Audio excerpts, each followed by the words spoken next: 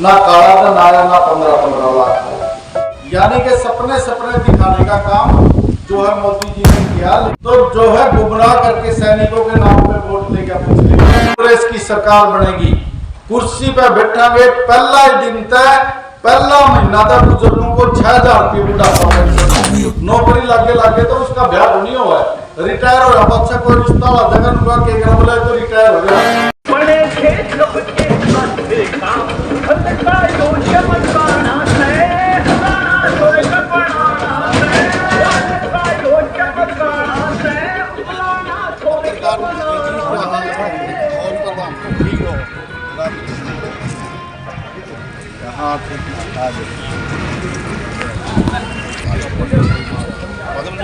ठीक हो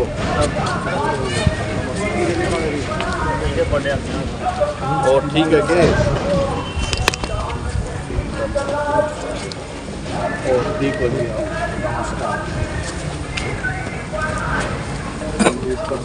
ठीक ठाक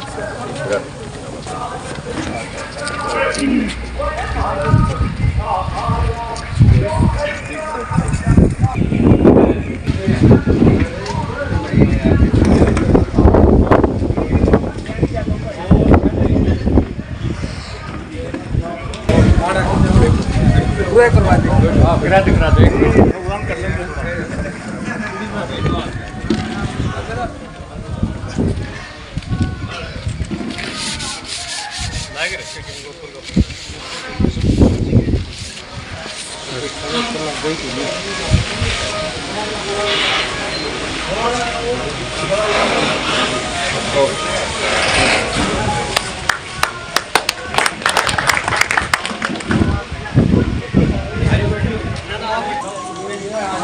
आओ रहने बतलाना है कुछ कहना दियो आने दियो कुछ बतलाना है ये बैठ गई पूरी बस है बिल्कुल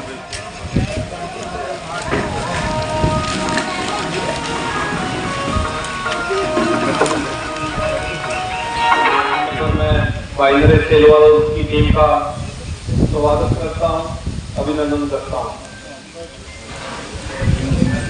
और उनको आश्वासन दिलवाता हूँ कि भाई साहब जो आज हमारे गांव में पहुंचे हैं, जो हमारी ड्यूटियां लगा के जाएंगे, हम आपको निराश नहीं करेंगे, बल्कि जो उम्मीद आप हमारे बीच में लेके आए हो, हम उस उम्मीद से ज़्यादा कुछ करने के बारे में सोचेंगे।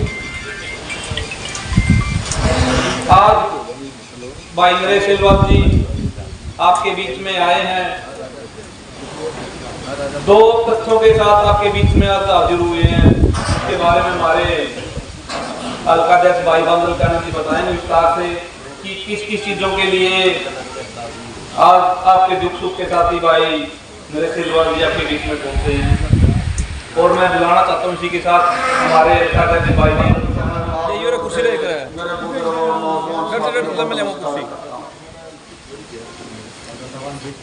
आज जो यहाँ आए हैं मेरे बड़े भाई नरेश सेलवाल, चौधरी भूपेंद्र सिंह हुड्डा और चौधरी उदय भान जी ने ड्यूटी लगाई हुई है।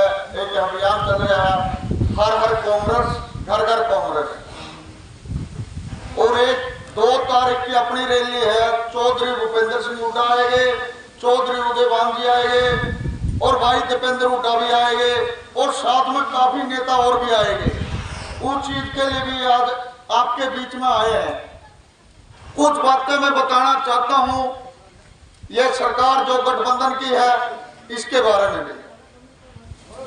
इस सरकार के इतना अहंकार है, वो अहंकार हर चीज में, हर किसी चीज का आंदोलन हुआ वो चीज में आप देखने लग रहे हो हर बार। अब भी जो किसान आंदोलन चल रहा है इसके अंदर भी पूरा अहंकार है इस सरकार के अंदर, बातें नहीं मानने लगे। तो इस सरकार के साथ चुनाव का समय आ चुका है। ये सरकार घोड़े की ताकत और लाठी की ताकत दो चीज दिखाती है। जहां भी धरना प्रदर्शन हुआ, चाहे सरपंच होए, चाहे कर्मचारी होए, चाहे आंगनबाड़ी की महिला हो या आशा वर्कर हो या कर्मचारी हो, सबके ऊपर लाठियां बरसाई है। सरकार ने बात नहीं की, लाठियां चलाई है। और अपने पास इतनी बड़ी ताकत है, वह ताकत है वोट। वोट की ताकत से इस सरकार को गिरने का काम करेंगे आने वाले टाइम में। और हमारे बीच में पहले एमएलए बनाया, फिर दोबारा फिर वो एमएलए बनाया, पहले कहता सरकार में हिस्सा नहीं है, दोबारा फिर एमएलए बना दिया हल्के ने, और आज राज्य मंत्री बन रहा है। हमारे सुख दुख के अंदर बीच में कभी नहीं आता। उस आदमी का भी पूरा अहंकार है, अहंकार आप पे होगा, आपने बना दिया और धन इतना इकट्ठा कराया और 14 पीढ़िया का कहा करानी, 14 पीढ़ी को 32 पीढ़िया तक का बटला के रखा है, विदेश में उसका खाता है। अपने बीच में अगर जो शरीफ और नेक एमएलए देखा था मैंने, या तो अपने बीच में रेलू राम पुनिया होया करता बरवाड़ा कैसे वो आया था, या उसके बाद आया है तो नरेश सेलवाल आया है।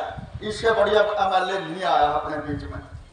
तो मेरे कहने का मकसद यही है, जो रेलू राम पुनिया वाला भी हादसा कांड हुआ था, उसके अंदर भी छोटा सा था उस टाइम भी में, तो उसके अंदर सीबीआई की जांच रखी थी। हमारे बुजुर्ग थे जो वहां जो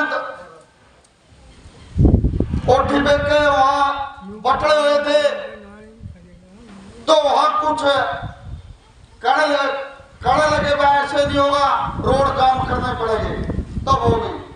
और रोड जाम हुआ तो भीड़ थी, भीड़ उसके अंदर भड़क गई, किसी के काबू नहीं रहे। और उसके अंदर हम भी थे, हमारे ऊपर लाठियां मारा भी लगी, लाठी चोट लगी है, भिड़ंत तो हुई है पुलिस के साथ। तो उसके बाद हमारे ऊपर मुकदमा लगा है, गांव में पुलिस उठाने आई है। तो उस टाइम गांव ने उठाने तो दिया नहीं, तो उसके बाद पेश किया था मैं।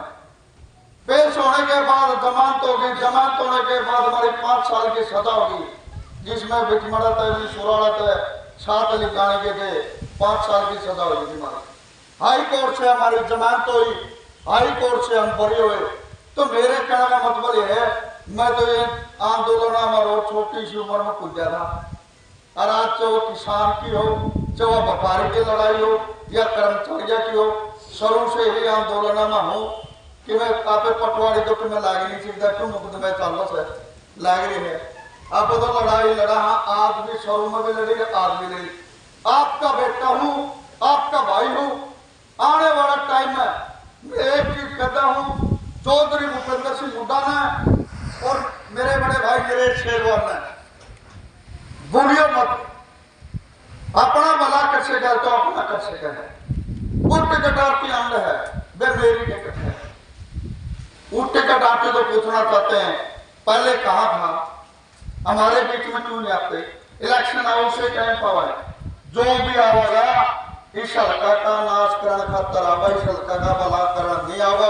इसका भला करेगा तो चौधरी भूपेंद्र सिंह हुड्डा के साथ मेरी बात होती है, जतेंद्र भाई साहब के साथ बात हुई, हमारा हल्का में गोद ले लो, आप कर सका हो भला।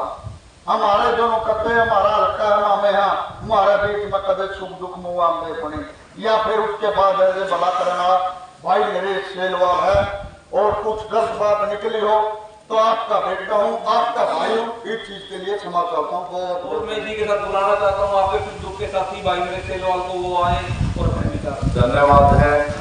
आज आपके बीच में आने का हमारा जो मकसद है, वैसे तो समय समय पे हम आते रहते हैं प्रोग्राम, कभी उस चौपाल में और ब्राह्मण वाले चौपाल में भी बीच में 1-2 प्रोग्राम हुए, अलग अलग होते रहे, बीच में आते रहे।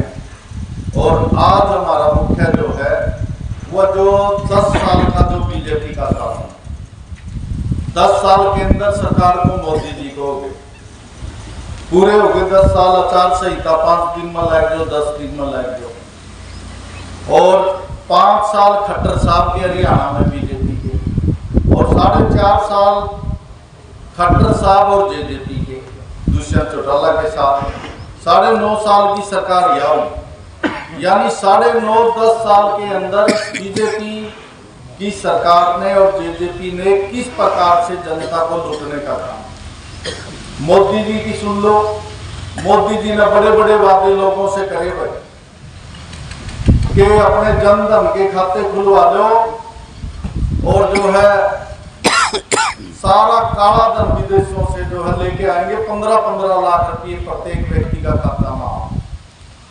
ना काला धन आया ना 15-15 लाख आया और वोट लेके उसका नाम पे।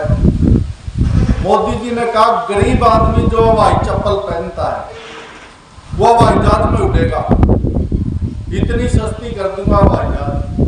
भाई हवाई जहाज में उड़ना तो दूर की बात, जो इंडिया की इंडियन एयरलाइंस थी सरकारी जहाज जिसमें वायु यातायात बोलते हैं, उसको जो है उस कंपनी को बेच दिया मोदी ने। इंडियन एयरलाइंस इस समय भारत के पास एक भी जहाज नहीं, वो टाटा एयरलाइंस हो, टाटा कंपनी ने खरीद लिया, भारतीय कंपनी को बेच दिया है कंपनी मोदी जी ने। रेल की बात कर रहा हूँ, गरीब आदमी जो रेल में सफर करता था, उकलावा से अगर चढ़ता था हिसार के लिए 10 रुपए लगते थे रेल के, बरवाला से चढ़ता था 10 रुपए लगते थे शायद हिसार। एक भाई क्या बरवाला का चढ़ लो क्या उकलावा का चढ़ लो, 35 रुपये किराया हो गया। 35 रुपये किराया, जो रेल का 10 रुपये लगता था वो 35 रुपये किराया। और रेल की बात सुनो, रेल भी बेच दी किसने, मोदी जी ने रेल बेच दी, रेल की पटरी बेच दी, लीज पर दे दी 50 साल की, रेलवे स्टेशन लीज पर दे दिए।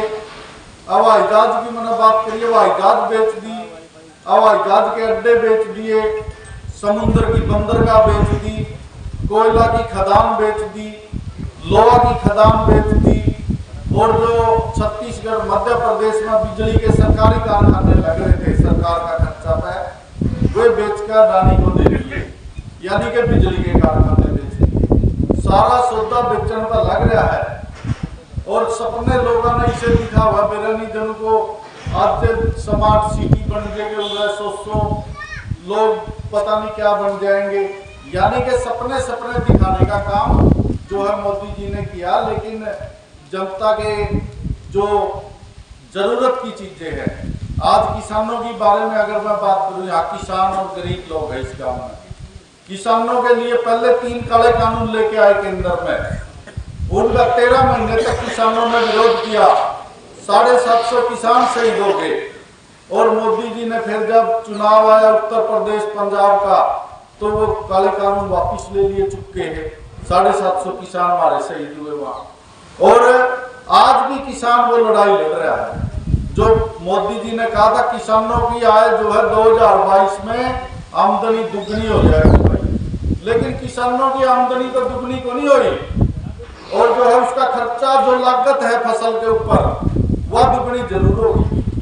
खाद का रेट देख लो, बीज का थैली का देख लो, स्प्रे का देख लो, ना समय पे खाद मिलती ना बीज मिलता, लाठी डंडे लग गए, पर्ची देवे, राशन कार्ड पे खातर में मिला है, मेरी फसल मेरा ब्यौरा पोर्टल खुलाओ। फिर जो है अगर मंडी में किसान लेके जाओ तो 2-2 किलोमीटर लंबी लाइन, बोला आपका तुम पर्ची को नहीं कट रही, गेट के ऊपर गेट पास करो। यानी किसानों के साथ वो हालात कर रखे हैं, किसान आज जो है बेचारा बड़ी परेशानी के अंदर है, कर्ज के बोझ के तले दब चुका है। खाद बीज दवाई स्प्रे सारी चीज जो उपकरण ट्रैक्टर डीजल का भाव आप देख लो, जब कांग्रेस की सरकार थी डीजल का भाव 65 रुपये लीटर था, आज वही डीजल 95 रुपये प्रति लीटर है। पेट्रोल का भाव कांग्रेस के समय 75 रुपये था, आज वो पेट्रोल का भाव 100 रुपये प्रति लीटर है। गैस का सिलेंडर कांग्रेस के समय 410 रुपये का था, आज वो गैस का सिलेंडर पहले 1150 का रेंज है।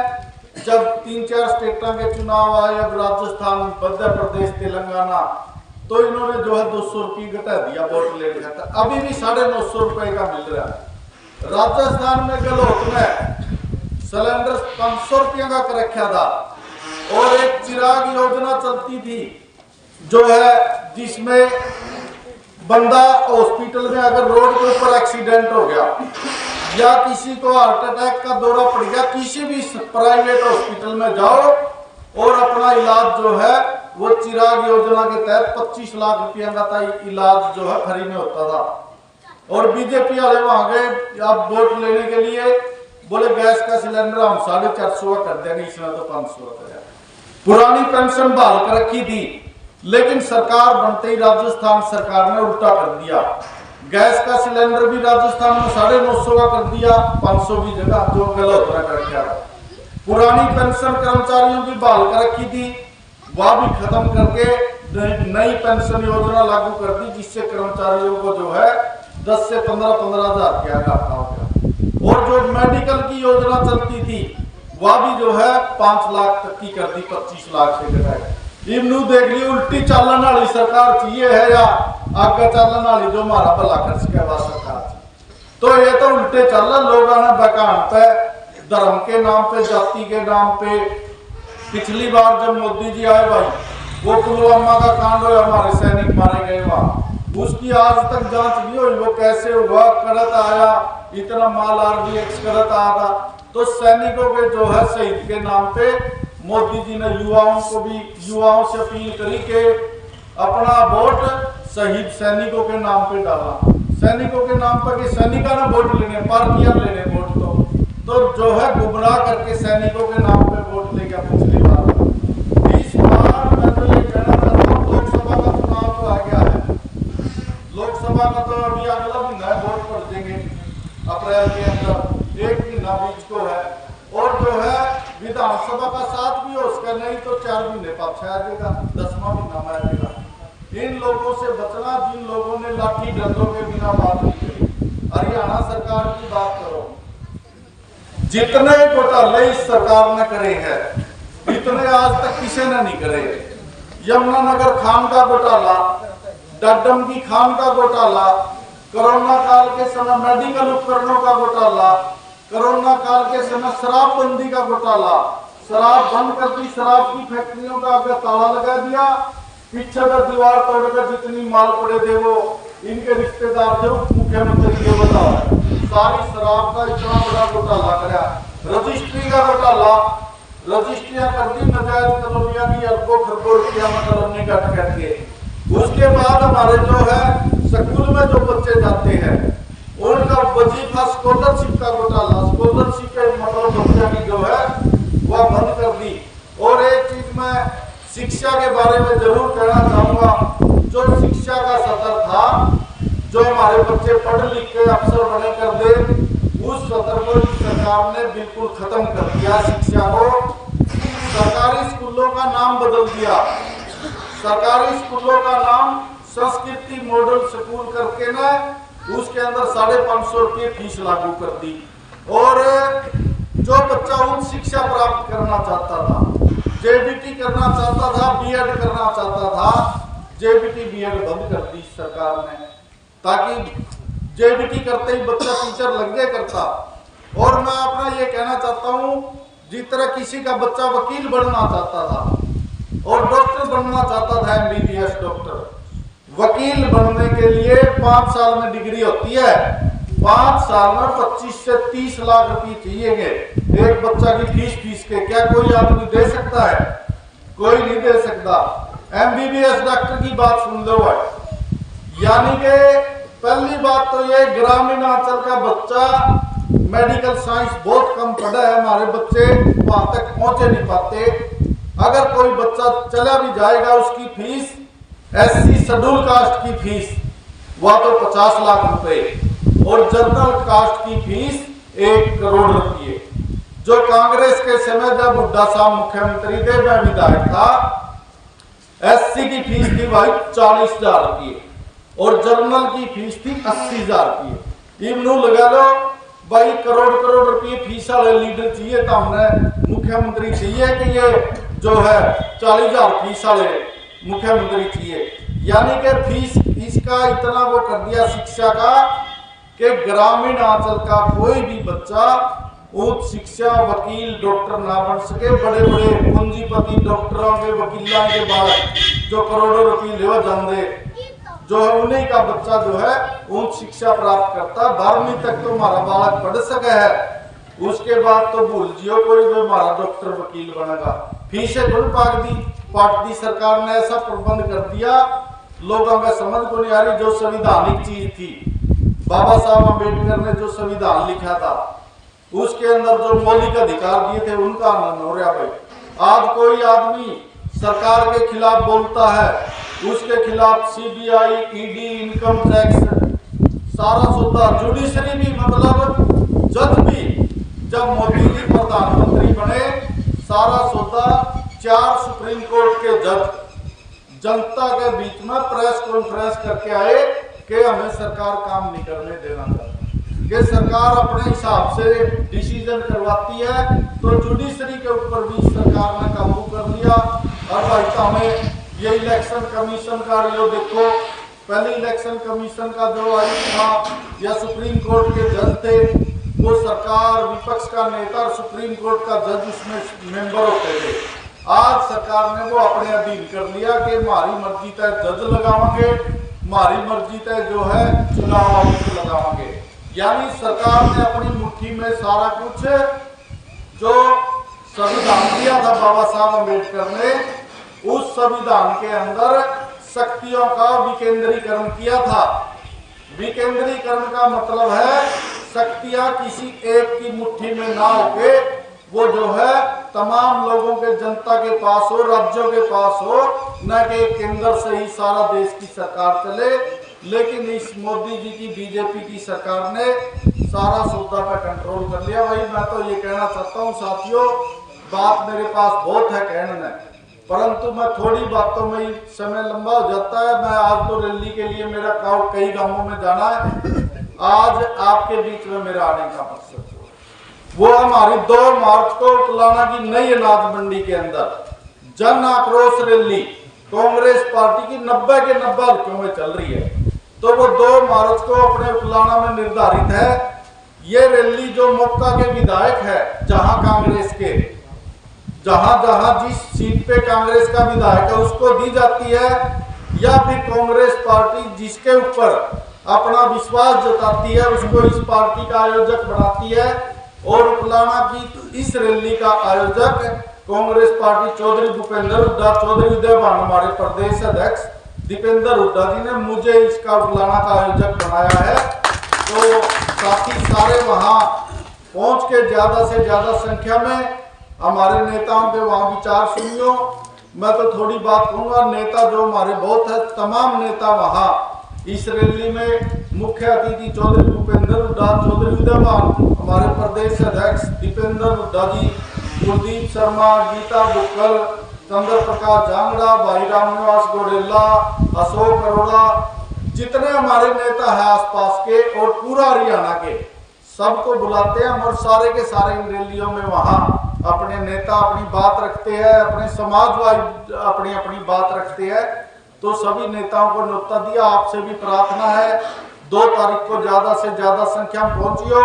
और 5-7 चीज तो मैं अपना बता दूंगा, वैसे तो रैली में बताते हैं हमारे नेता। ये कांग्रेस पार्टी ने 5-7 संकल्प भी लिए हैं जैसे ही कांग्रेस की सरकार बनेगी। भाई पहला नंबर पर तो पुरानी पेंशन बहाल करी जाओगी, जैसे राजस्थान, छत्तीसगढ़, तेलंगाना में करी कांग्रेस ने। जो कर्मचारी रिटायर हो रहे उनको पुरानी पेंशन मिलेगी। और उससे अगला हमारा जो है बुढ़ापा पेंशन। भाई हुड्डा साहब ने ये कह दिया, दुष्यंत ने तो कहा था 5100 रुपए पे मैंने अमित शाह जी से समझौता कर लिया कि 5100 रुपये बुढ़ापा पेंशन देंगे, परंतु आज तक भी हमारे बुजुर्गों को शायद 2700 पता नहीं 3000 मिल रही है। 2750 लगी बागी हो तो बेरन 3000 रुपए। और जो है दुष्यंत ने बुजुर्गों से झूठ बोली और वो भी 250 रुपये साल के बढ़ा के बुजुर्गों के साथ छलावा करा। एक बार में 5100 रुपये देने चाहिए थे। लेकिन हुड्डा साहब ने कहा जिस दिन कांग्रेस की सरकार बनेगी कुर्सी पे बैठांगे, पहला ही दिन तय, पहला महीना तक बुजुर्गों को 6000 रुपये बुढ़ापा पेंशन मिलेगी। 6000 ताऊ के, 6000 ताई के, 12000 रुपये मिलेंगे। एक लड़का तो समझ लो नौकरी लग जाएगा, घर का गुजारा हो। 300 यूनिट बिजली की, जिस घर में बिजली का मीटर लग रहा है सबको फ्री में मिलेगी। SC BC का बैकलॉग जो नौकरियों में खाली पड़ा है वो पूरा कराया जाएगा। एक बीमारी कौशल रोजगार लेके आई है यह सरकार। इनके अधिकारी, एक तो IAS अधिकारी और एक HCS व चौबड़ा लेडी, वो जेल में जा रहे पीछे लेते पकड़े गए, जो कौशल रोजगार जिसको बोलते हैं ये, उसके अधिकारी 2 तो जेल में और 14 और कर्मचारी उनका मिल रहा है। तो जो है उसमें बड़ा रुपया लेके धांधली हो रही है। ना कहीं बैकवर्ड का रिजर्वेशन, ना SC का रिजर्वेशन, मुंदर मुख्य चाला जो पैसा दे रहा था उसे का नाम काट दिया। और 15,000 में 17,000 में ये कौशल रोजगार जो बच्चा B.Tech कर रहा है, वो बच्चा अगर सरकारी नौकरी लगता है वो 60 से 70,000 की तनख्वाह लेता है। कौशल रोजगार में उसने 15,000 दिए थे। और BDPO लगाए अभी कौशल रोजगार में 7 BDPO में से 2 हरियाणा के, 5 दूसरा स्टेट के। SDO लगाए, SDO में हरियाणा के 5 बेरानी 7, बाकी जो है 150 का लो SDO थे, वो कितने थे मेरे ध्यान को नहीं अभी, जो उसके अंदर सारे SDO बाहर के, यानी दूसरे स्टेटों के जो है यहाँ हमारे हरियाणा में संघ के आदमी को घुसा दिए भाई, हमारे बालक फिर बेचारे सड़कों पर को। ये जो है एक लेके आए अग्निवीर योजना, अग्निपथ योजना, मोदी जी बोला सेना में 4 साल के लिए लगेगा फौजी। बस 4 साल की कोई नौकरी हुआ है के? पहले फौजी जो लगते थे वो 18-20 साल नौकरी करके उसके बाद रिटायर होते थे। यानी कि अग्निपथ के ऊपर अग्निवीर बना के आग में झोंकने का काम हमारे युवाओं को मोदी जी ने किया। 4 साल में फौजी 17 या 18 साल का लगता है बच्चा सेना के अंदर, 21 साल में रिटायर हो जाएगा। 21 साल तो सरकार ने अलाउड कर रखा है, 21 साल तो पहले तो ब्याह भी नहीं कर सकता। नौकरी लागे तो उसका ब्याह नहीं हुआ है, रिटायर हो बच्चा, कोई रिश्ता वाला जगह नुका के बोले तो रिटायर हो गया, उसका बेचारा कोई रिश्ता भी नहीं कर। तो हमारे युवाओं के साथ यो खिलवाड़ हो रहा है।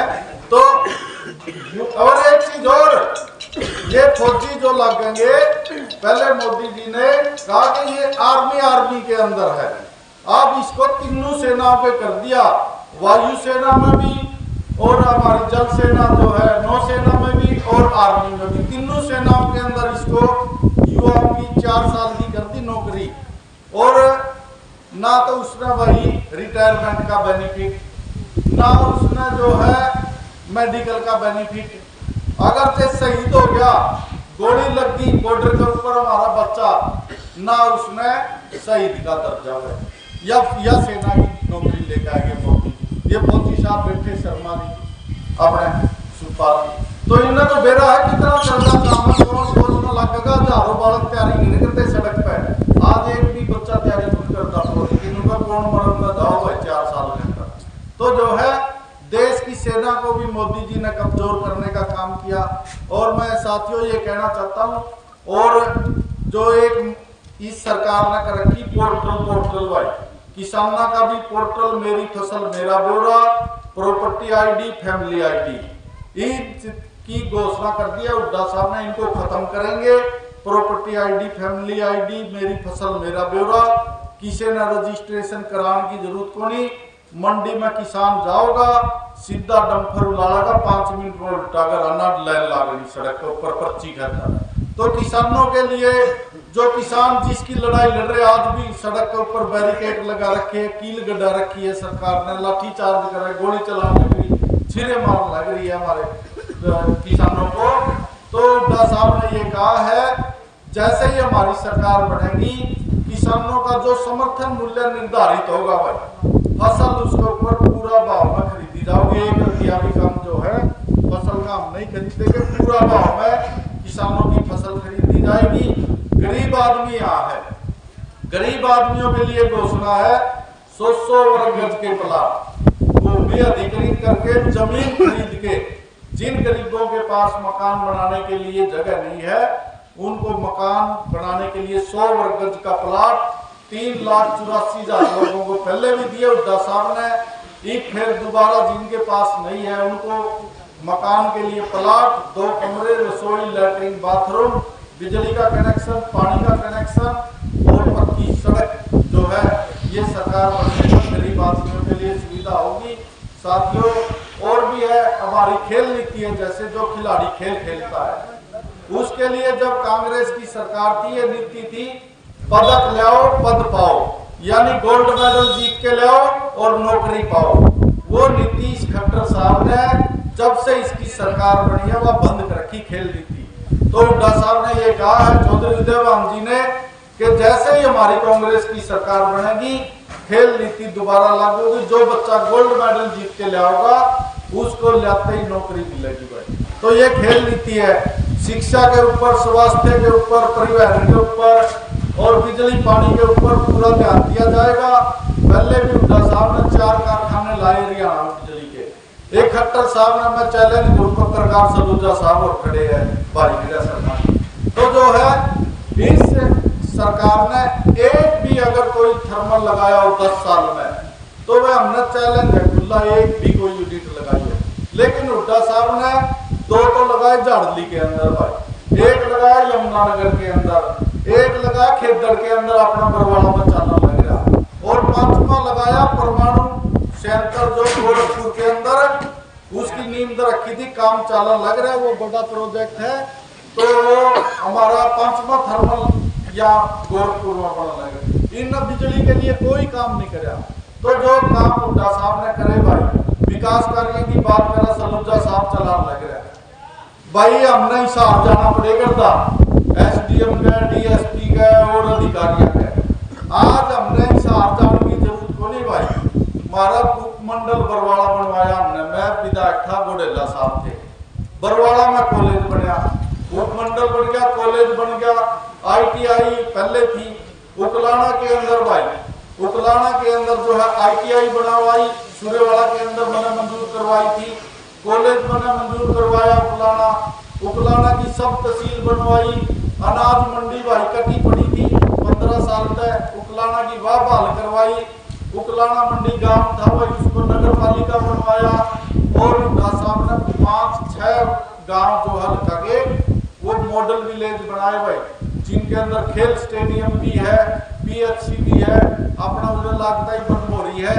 बनभोरी के अंदर पीएचसी बनवाई, खेल स्टेडियम बनवाया और भाई लांदड़ी को मॉडल विलेज, पीएचसी, खेल स्टेडियम, खेदड़ के अंदर भाई खेल स्टेडियम मॉडल विलेज, किरमारा के अंदर खेल स्टेडियम मॉडल विलेज, अगरवा के अंदर खेल स्टेडियम मॉडल विलेज, चमारखेड़ा के अंदर खेल स्टेडियम मॉडल विलेज और हमारा परडुआड़ा के अंदर खेल स्टेडियम मॉडल विलेज और बोबुआ के अंदर स्टेडियम, खैरी के अंदर स्टेडियम। भाई काम तो गिनावा तो मेरे पे मतलब घना ही है। और कम से कम जब मैं विधायक था कम से कम 20 करोड़ के कार्य तो गांवों में जो गली गलियों के चौपालों के है ये तो, बाकी शहर मंडी का जैसे बुलाना उसके अलग से, बरवाड़ा के अलग से हमने बहुत काम करवाए। तो साथियों आज आपके बीच में आए, सारी बात स्टेज पर भी हमें गिनावांगे, हमारे नेता ही बताओगे उन्होंने टिक्के करा था आपके लिए। तो जो विकास कार्य मैं ये कहना चाहता हूँ हुड्डा जी ने अपने लिए करे थे भाई, उसका पहली इतने कदे काम को नहीं हुए, नहीं तो हिसार जाए करते भाजे हिसार एयरपोर्ट का नाम पर सलूजा साहब जो है उसका हिसार की दूरी भी भारत है तो 15-20 किलोमीटर दूरी और बढ़ा दी ना, यो एयरपोर्ट चलता। दुष्यंत चौटाला ने जमीन खरीद रखी चारों पासे की, आपकी जमीन की कीमत बढ़ाने खातर हमारा रोड रोक कर कांध कह दी बीच को। और हमने जो है आज जो हिसार हमारे बरवाड़ा था पहली भाई 35 किलोमीटर था के 30 था, ईद जो है वो 45 होगा, उकलाना था जो हमारा 55 किलोमीटर था वो 70 किलोमीटर हो गया। तो जो है हमारा हिसार भी बहुत दूर हो गया। मैं तो सामने एक वादा करके जाऊं, मैं तो हुड्डा साहब था भाई इस रैली में यह मांग करूंगा, हुड्डा साहब आप मुख्यमंत्री बनोगे, जनता ने या तो सोच लिया, क्योंकि जनता ने पूरा मन बना लिया है कि हरियाणा की जब भी चुनाव होगा 24 में, अब चाहे लोकसभा के साथ हो चाहे बाद में हो, अगले मुख्यमंत्री हुड्डा साहब होंगे। और मेरी मांग रहेगी मैं हमारा बरवाड़ा ने जिला बना दियो, मैं अपना 80 किलोमीटर जाना का बेटा देगा। तो बहुत बड़ी मांग जो है मैं हुड्डा साहब से, सलूजा साहब भी मेरी पैरवी करेंगे, पत्रकार साथी है, दूसरे पत्रकार भाई है, आप भी इसको चलाना के भाई सेलवाल साहब जो है इस रैली में बड़ी मांग करने वाले हैं, वो होगी बरवाड़ा को जिला बनाने की मांग। तो साथियों गांव के अंदर जोश है इस रैली को प्रति। और जोश क्यों है? क्योंकि जनता में जो है बीजेपी के प्रति आक्रोश है, बीजेपी के प्रति आक्रोश और जो है कांग्रेस के प्रति जोश, ये जनता में देखने को मिल रहा है। सारे गांवों ने मेरे पे किसी ने 4 बस, किसी ने 5 बस, किसी ने 3 बस, छोटे गांवों ने भी 2-2 बस मांगी है। तो अपना बड़ा गांव है यो भाई मतलोडा, मेरा अपना गांव है और मेरा परिवार भी हो है, सारे अपने घर के आदमी है। तो आप मैंने नू बता दी तो हमने कितनी चाहिए, जितनी कहोगे 4-5 उतनी भेज दूंगा, पूरी भर के ले आइयो, आगे बैनर लेकर लगा कर जियो, ताकि वहाँ हुड्डा साहब ने, चौधरी उदय भान जी ने और हमारे युवा सांसद दीपेंद्र जी ने, वह जिसने इस कांग्रेस में एक नई जान फूकने का काम किया, दीपेंद्र हुड्डा, उसका नौजवानों में तो जो है जोश देखने को मिलता है, उसके प्रति प्रेम प्यार। बुजुर्ग भी नू पेड़ा पता नहीं भाई आज कौन है, बोला दीपेंद्र हुड्डा। बुजुर्ग भी भागे जाओ, बोला भाई छोरा का सिर पुलसियावा दीपेंद्र का, बोला बहुत बढ़िया छोरा भाई।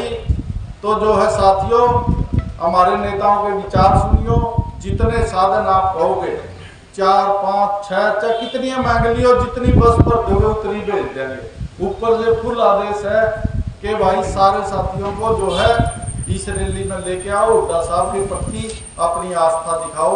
आपने पगड़ी पहनाई गांव की तरफ से, फूल मालाओं से स्वागत किया। पूरे मतलोडा गांव का सभी सम्मानित बुजुर्ग नौजवान साथी, प्यारे बच्चों का बहुत बहुत धन्यवाद। जय हिंद, जय कांग्रेस।